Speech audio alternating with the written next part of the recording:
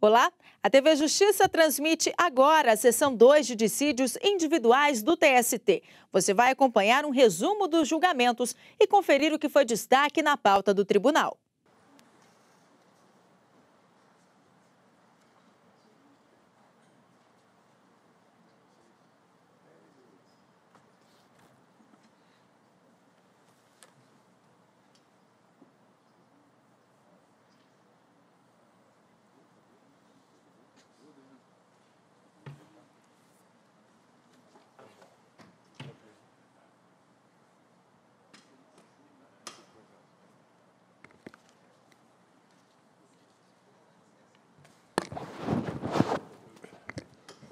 Declaro aberta mais esta sessão da SD12 do Tribunal Superior do Trabalho. Agradeço a atenção. Por favor, queiram sentar-se. Cumprimento os eminentes ministros e ministras que compõem a SDI2. Estendo esses cumprimentos à Sua Excelência, a doutora Cristina Soares de Oliveira de Almeida Nobre, digna Subprocuradora-Geral do Trabalho, aos senhores advogados, senhoras e senhores servidores, na pessoa da doutora Adriana, coordenadora desta subseção. Antes de franquear a palavra aos colegas, a ministra Maria Helena Malme, ela teve uma pequena indisposição e deve retornar para os julgamentos. Então, os processos delas ficarão separados até que ela venha.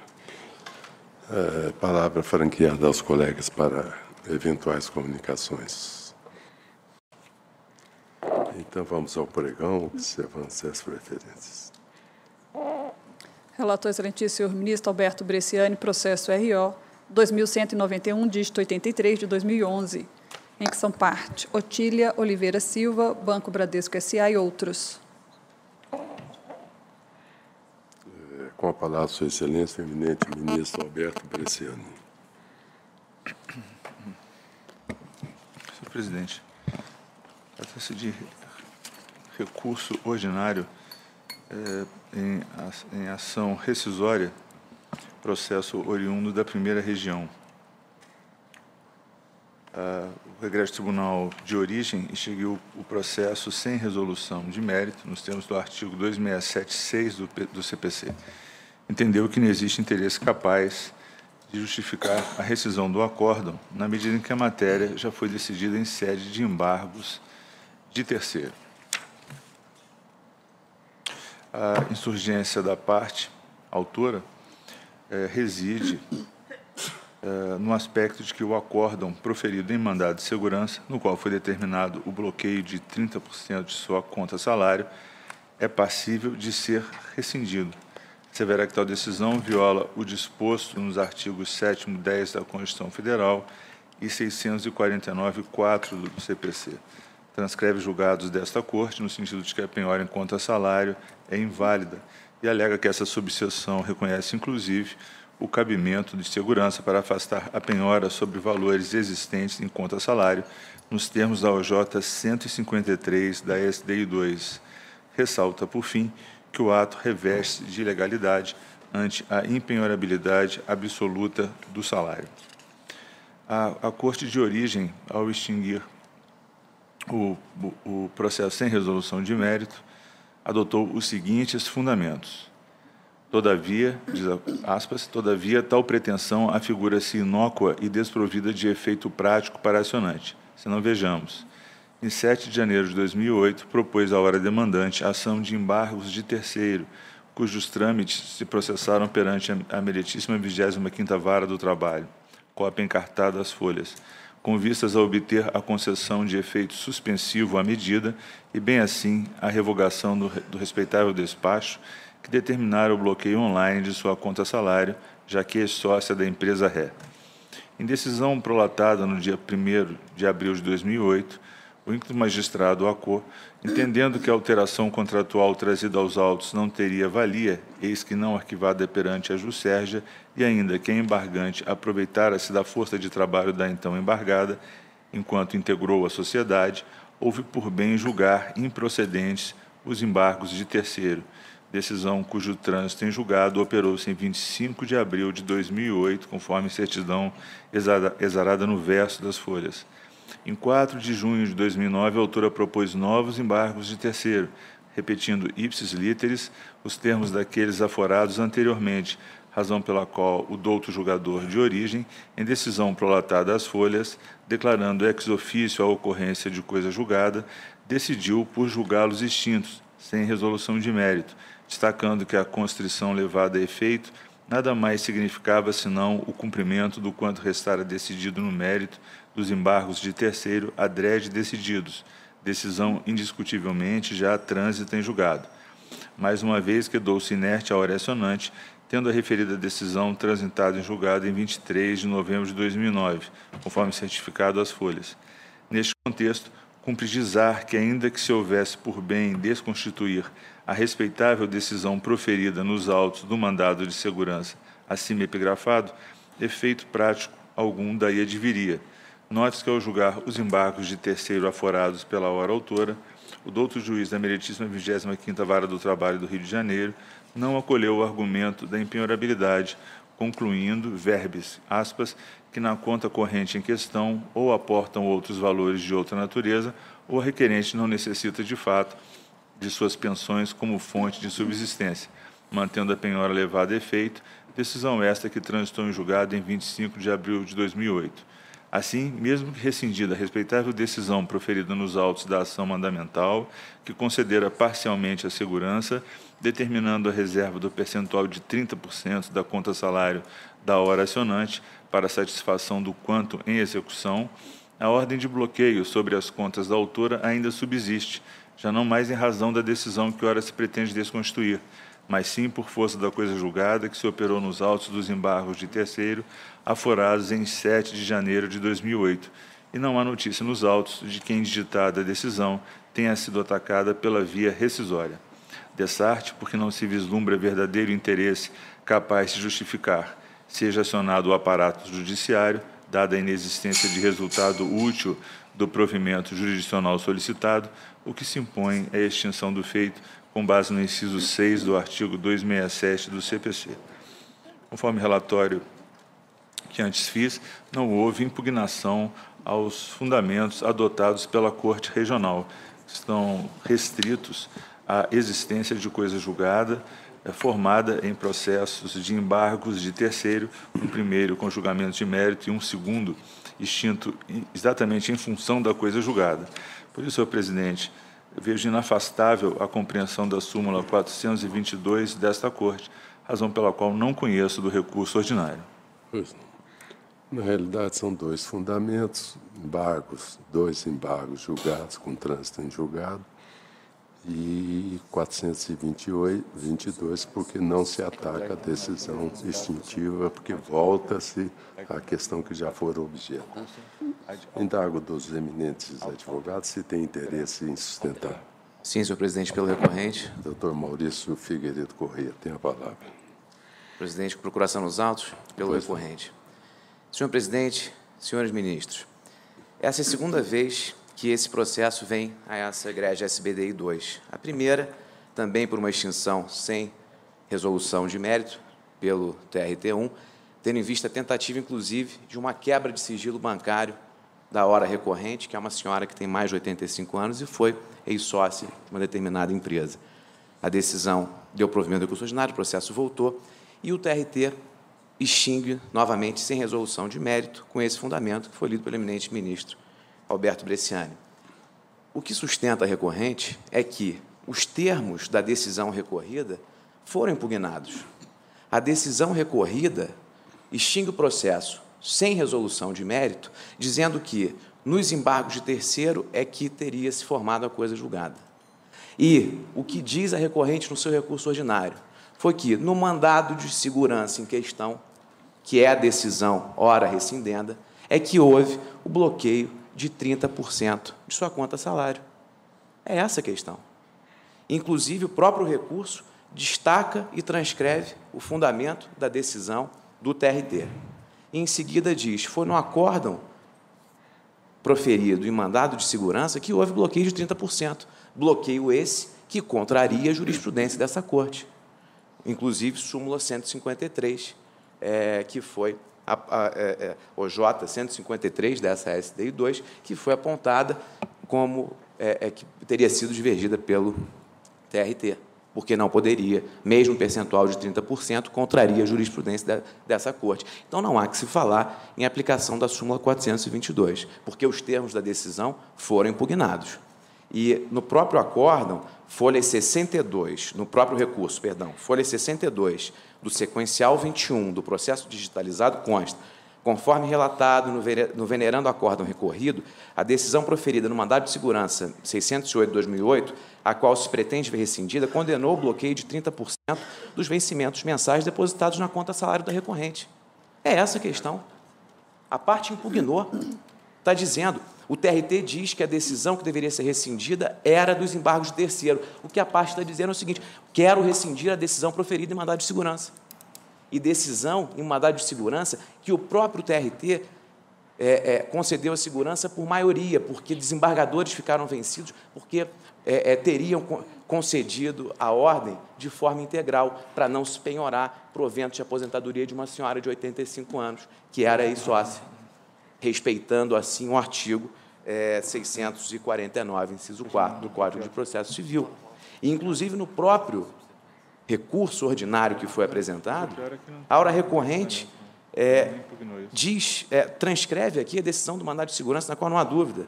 Aspas, é bom que se lembre que o ponto alto da reforma processual, Lei 11.382 de 2006, que excepcionou da regra da impenhorabilidade salarial os casos de penhora para pagamento de prestação alimentícia, artigo 649, parágrafo 2º, leva às últimas consequências o disposto no artigo 655 do citado de gesto, priorizando o dinheiro no rol de bens levados à Constituição. Dessarte a novel redação do supracitado dispositivo, que permite a penhora para pagamento de prestação alimentícia, há de ser interpretada de forma atual, ou seja, entendendo-se que a prestação alimentícia é a fonte de sobrevivência do trabalhador, sob pena de se incorrer na patologia crônica da hermenêutica de alguns julgadores, que, utilizando a interpretação retrospectiva, veem o texto com as lentes do passado, de maneira a que não se inove nada, mas, ao revés, fique tão parecido quanto possível com o antigo. Sob as luzes da tão em voga constitucionalização dos diversos ramos do direito, inclusive processual, há que se ter em conta que o homem, como epicentro da lei maior, ostenta a garantia de direitos e princípios, dos quais se destaca a dignidade da pessoa humana.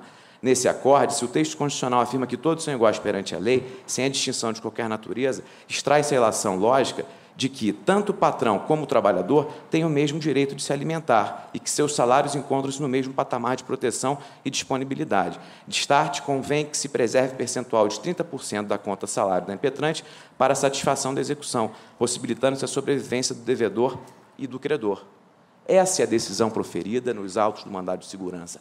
Essa decisão que se pretendeu rescindir. E o que diz o regional? O provimento seria inócuo, porque a decisão que deveria ser rescindida são os embargos de terceiro. Os embargos de terceiro, de fato, não foram objeto de ação rescisória, isso não está em discussão. E o que a recorrente sustenta é que a decisão que pretende ser rescindida é essa do mandado de segurança, em que o TRT diz que é possível bloquear 30% da conta salário, porque também o crédito do reclamante é de natureza alimentar.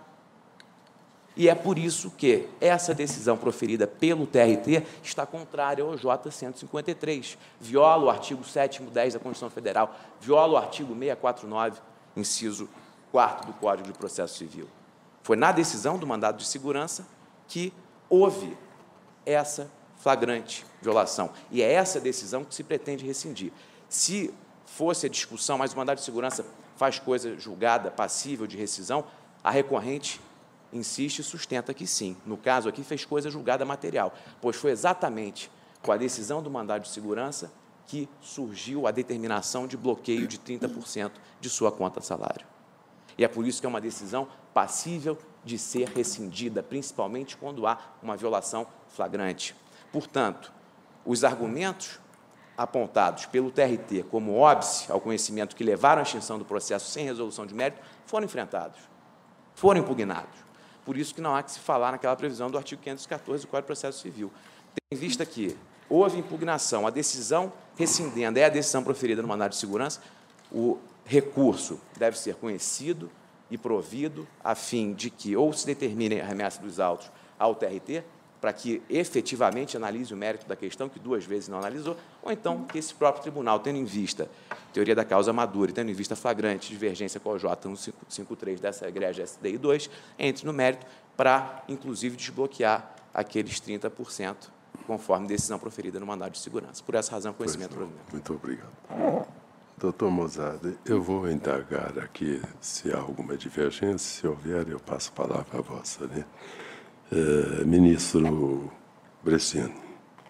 Senhor presidente, só para toda consideração ao doutor Maurício, na verdade, o que nós temos aqui é um recurso ordinário em ação rescisória que busca desconstituir um acórdão proferido em mandado de segurança. Nós estamos julgando RO em mandado de segurança. É um RO contra decisão proferida em ação rescisória que buscava desconstituir decisão proferida em mandado de segurança. Como eu fiz questão de ler para Vossas Excelências, para não deixar qualquer dúvida, o regional, em momento nenhum, alega ou levanta aspectos relativos ao J 153, ou a penhorabilidade ou impenhorabilidade de conta-salário, que foi objeto do mandado de segurança, mas sustenta que a decisão na ação rescisória seria inócua, porque já havia trânsito em julgado de decisão em embargos de terceiro que asseguraria essa constrição. Essa foi a decisão. Em momento nenhum, na decisão em ação rescisória objeto de recurso, se questiona ou se tece qualquer consideração em torno da matéria objetivada pela OJ 153. No recurso ordinário, que está as folhas 671, 685 dos autos principais, 875, 885 dos autos digitalizados, se Vossas Excelências fizerem o exame, verão que, em momento algum, há qualquer insurreição em relação aos aspectos que motivaram a decisão na ação rescisória. Toda a argumentação vem em relação à impossibilidade de penhora de 30% da conta salário, que sequer foi objeto, como Vossas Excelências viram, da decisão proferida na ação rescisória, insisto. Então, por que há descompasso entre a decisão proferida e o recurso que se havia, é que não vejo como conhecê-lo, com todo respeito, nos termos da súmula 422. Pois não. Algum destaque no voto de Sua Excelência? Eu estou até curioso, porque verifica-se que se impetrou o mandado de segurança, né, contra a decisão que determinou reserva de 30% de conta-salário. Na sequência, se vai a embargos de terceiro levantando a mesma questão. Então, aí nós sabemos do princípio da univocidade da decisão rescindenda. Na realidade, aqui nós temos 3 decisões, em tese.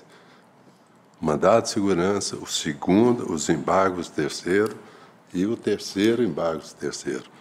Aí fica a escolha.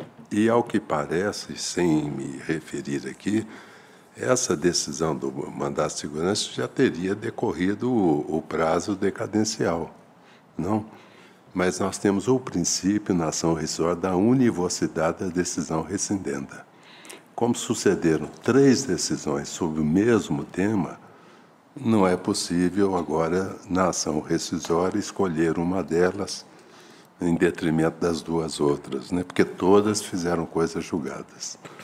Então, com esse pequeno acréscimo de fundamentação, pedindo vênia ao ilustre advogado, eu também acompanho o relator e registro a presença do ilustrado Dr. Mozart Vitor Russomano Neto. E assim se decide a unanimidade nos termos do voto do eminente relator Alberto Bresciani. Relator excelentíssimo, senhor ministro Emanuel Pereira, processo RO 353, dígito 15 de 2013, em que são partes Itaú Unibanco S.A. e Valdecir Mariano. Com a palavra, Sua Excelência, o eminente ministro Emanuel Pereira. Senhor presidente, senhores ministros e ministras, aqui cuida-se de recurso ordinário interposto pelo impetrante a decisão que denegou a segurança.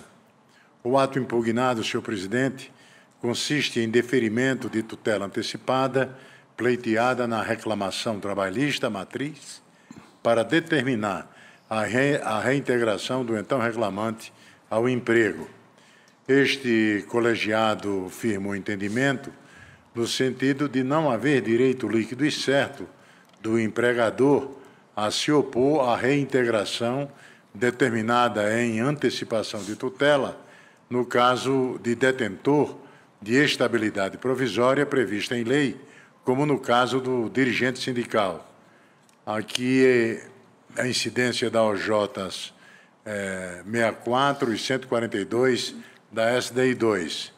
De outro lado, senhor presidente, também não prospera o apelo porque a matéria demandada demanda ampla dilação probatória, procedimento incompatível com o rito do mandado de segurança.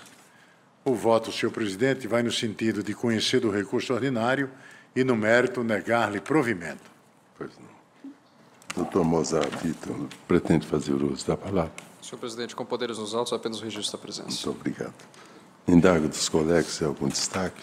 Sem destaques, assim se decide a unanimidade. Nós temos o voto do eminente relator, ministro Emanuel Pereira.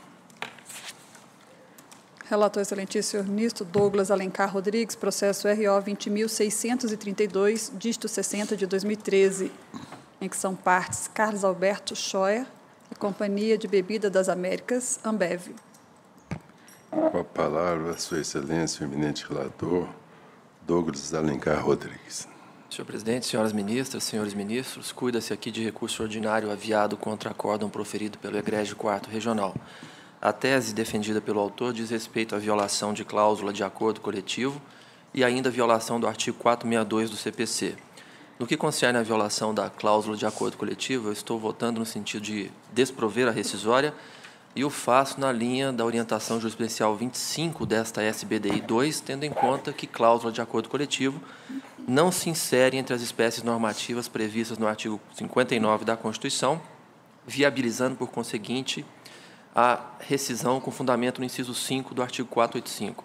No que diz respeito à violação do 462, do artigo 462 do CPC, o meu voto também é pelo desprovimento, tendo em conta que a Corte Regional considerou expressamente a circunstância invocada superveniente pelo ora autor, qual fosse a obtenção, no âmbito da Justiça Federal Comum, de uma sentença reconhecendo o seu direito à aposentadoria. O 4º Regional, ao julgar o recurso ordinário, examinou essa situação e indeferiu a pretensão deduzida pelo ora autor e recorrente.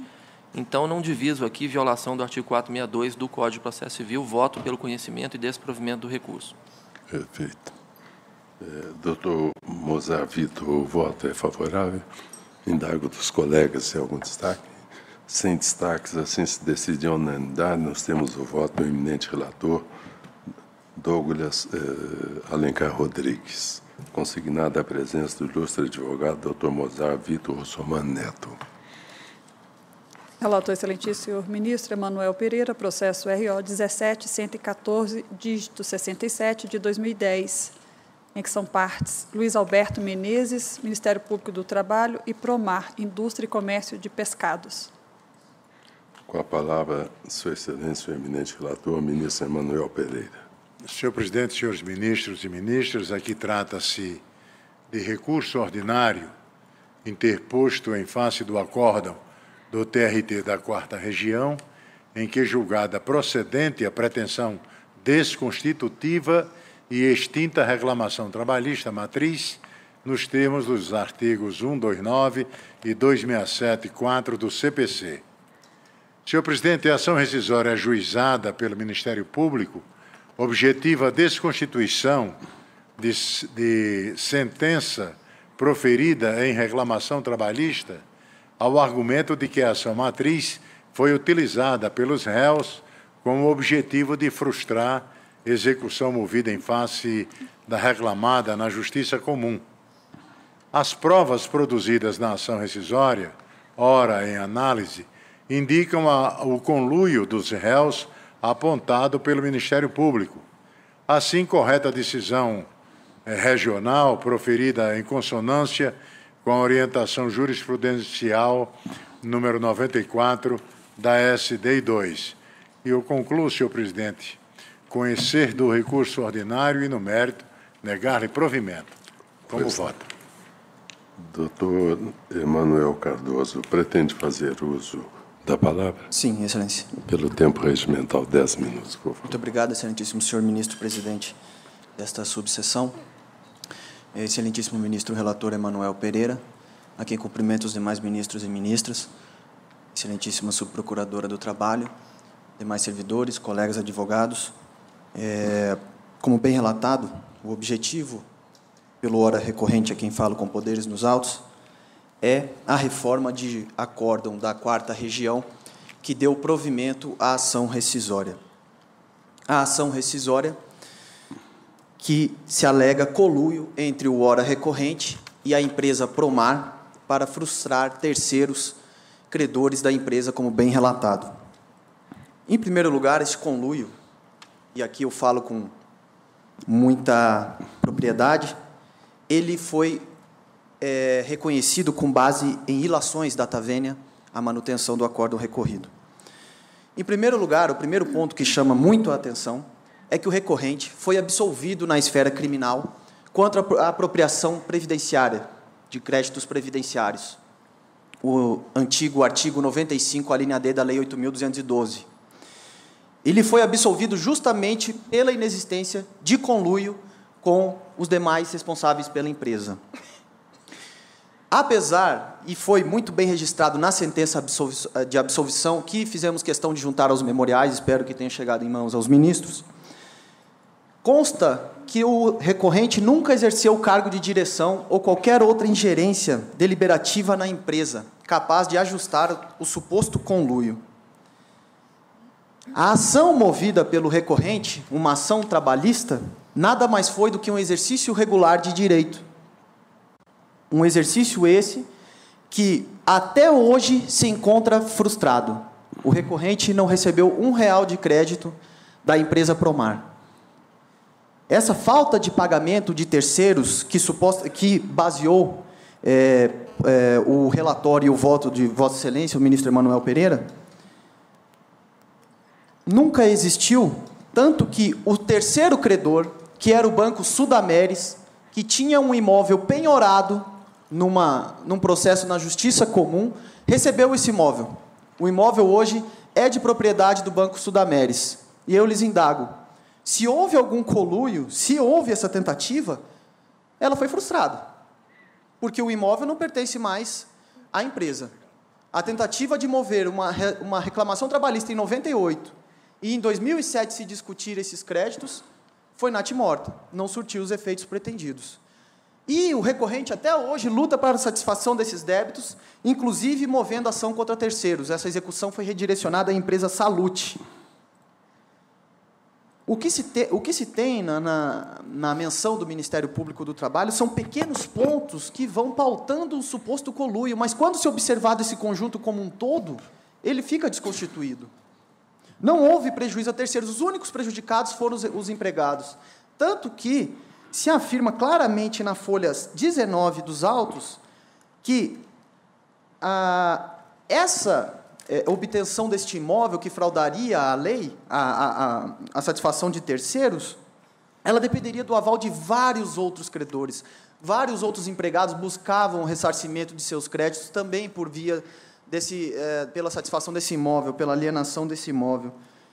Então, fica impossível nos autos se reconhecer um conluio, ainda mais quando o recorrente é o aposentado, que recebe pouco mais de R$ 1.800, uma pessoa de pouca instrução que devoltou a sua vida inteira à empresa e não tinha interesse nenhum em ver essa situação chegar ao ponto que se encontra. Ademais, os proprietários da empresa sempre foram estrangeiros, isso consta na sentença absolvitória criminal. Esse fato, por si só, impede o conluio. Não tem como ele ter poder de gerência capaz de vedar a satisfação de outros créditos terceiros que foram satisfeitos. O único prejudicado são realmente os trabalhadores. E tem um ponto também que causa muito espanto, às vezes, a quem lê, é que o suposto valor elevado de R$ 220 mil da execução nada mais é do que uma decorrência de uma execução de um processo movido em 1998. Ou seja, nós temos aí quase 20 anos.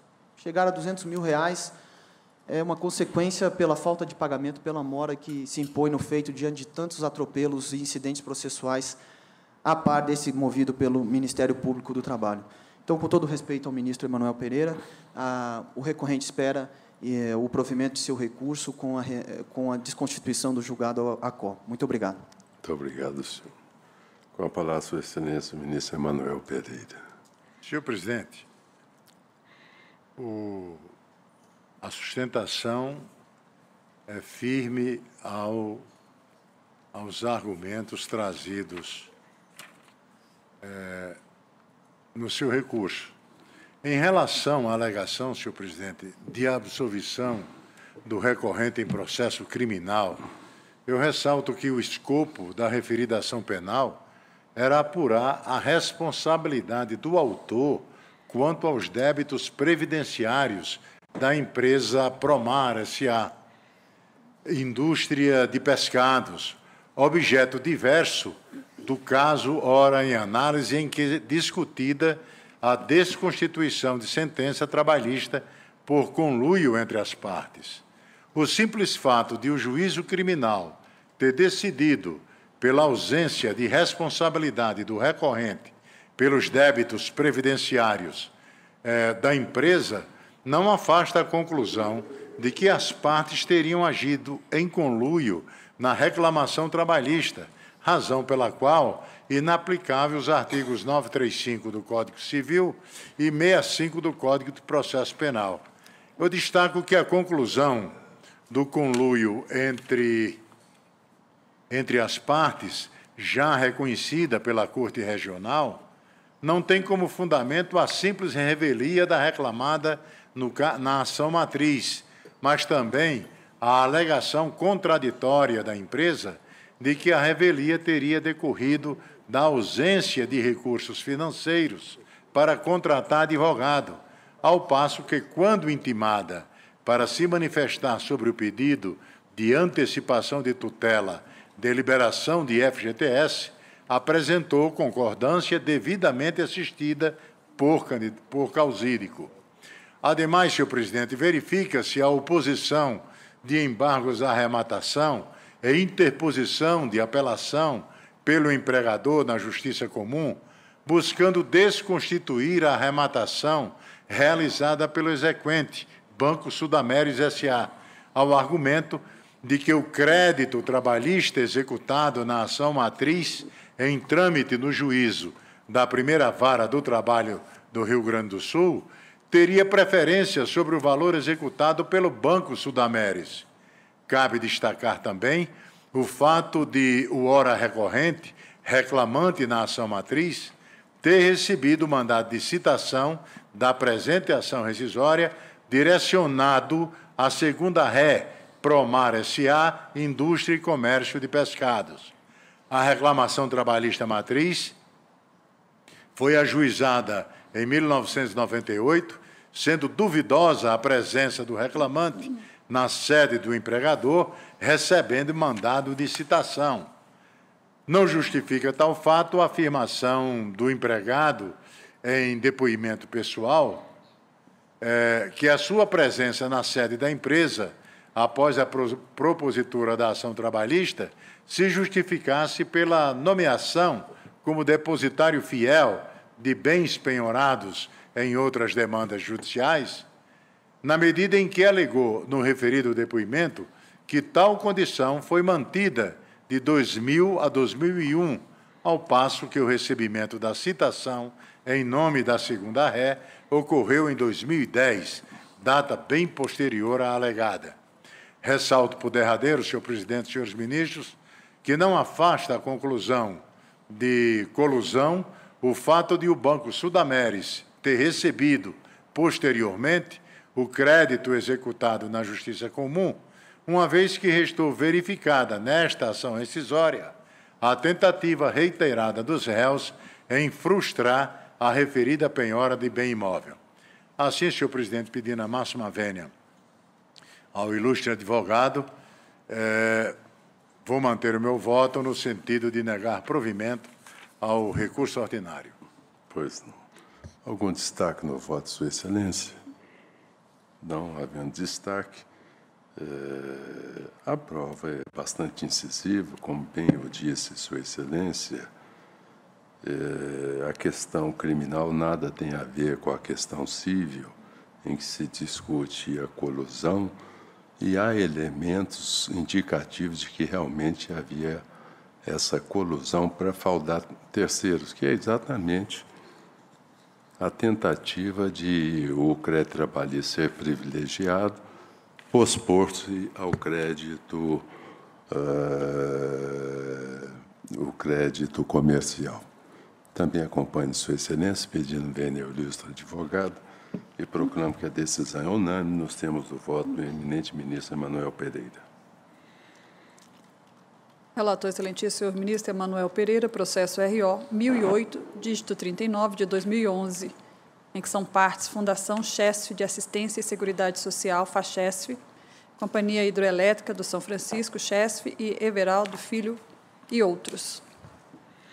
Com a palavra, Sua Excelência, ministro Emanuel Pereira. Pois não. Senhor presidente, é aquele caso da FACHESF, né, que nós temos julgado. Perfeito. Aqui com certa O próximo distância. Também deve ser o mesmo, né? É o mesmo, o voto 15, é o mesmo. 9. De ambos os processos, esse 15, e o próximo, presidente. Então, vamos apregoar o 1008 e o 509, que a solução é a mesma, já está pacificada a jurisprudência. Relator excelentíssimo senhor ministro Emanuel Pereira, processo RO 509, dígito 55 de 2011. Doutor Alexandre, a jurisprudência já está sedimentada, eu vou indagar dos colegas se há algum destaque. Algum destaque no voto? Sem destaque, então, assim se decide a unanimidade. Nós temos o voto de Sua Excelência o ministro Emanuel Pereira, nos dois processos em que foram apregoados e que Sua Excelência atuou como relator. Pela ordem, Excelência. Só requerendo a juntada do estabelecimento. Pois não. Deferido e consignada a presença do ilustre advogado doutor Alexandre Souza Procópio. Relator excelentíssimo senhor ministro Vieira de Melo Filho, processo RO 143, dígito 11 de 2014, em que são partes Mário Pereira Correia e outros, e FACHESF e Chesf. Com a palavra, Sua Excelência, o eminente relator, ministro Vieira de Melo Filho. Senhor presidente, é idêntica a hipótese, mesma solução, conhecendo e desprovendo o recurso. Perfeito. Algum destaque no voto de Sua Excelência? Sem destaque, proclamo que a decisão é unânime. Nós temos o voto do eminente relator, ministro Vieira de Melo Filho, deferida procuração. Procuração consignada a presença do ilustre advogado, doutor Alexandre Souza Procópio. Relatora, excelentíssima senhora ministra Adelaide Miranda Arantes, processo conflito de competência 6.421, dígito 64 de 2012, em que são partes Agropecuária Vale do Araguaia LTDA, Transportadora Vadel LTDA, é a 18ª Vara do Trabalho de Brasília e Vara do Trabalho de Porongatu. Está impedido o ministro Emanuel? Impedido, excelentíssimo senhor ministro Emanuel Pereira. Isso. Com a palavra, Sua Excelência, a eminente ministra Adelaide Miranda. Senhor presidente, senhores ministros, senhora ministra, senhores advogados, conflito de competência suscitado pelos exequentes da reclamação trabalhista. Para a configuração de conflito de competência pela parte interessada, é imprescindível a produção de prova de sua existência, de acordo com o disposto no artigo 807 da CLT. Na hipótese vertente, não há e nem foi produzida prova pelos suscitantes da existência de conflito entre os juízes suscitados. Ao contrário, na atuação de cada um deles, houve a concordância, a aceitação e o estrito cumprimento da competência que lhes foi destinada. Eu trago precedentes no meu voto, recebi memoriais do nobre advogado e, após proceder nova análise, eu reafirmo, com a devida vênia, a não configuração tecnicamente do conflito de competência suscitado. O meu voto é no sentido de não conhecer do conflito de competência, determinando sejam oficiados aos juízes suscitados. Porque o pressuposto é haver o conflito. Não há conflito aqui, absolutamente. Doutor Maurício pretende fazer uso da palavra? Sim, senhor presidente. Pois não, pelo tempo regimental.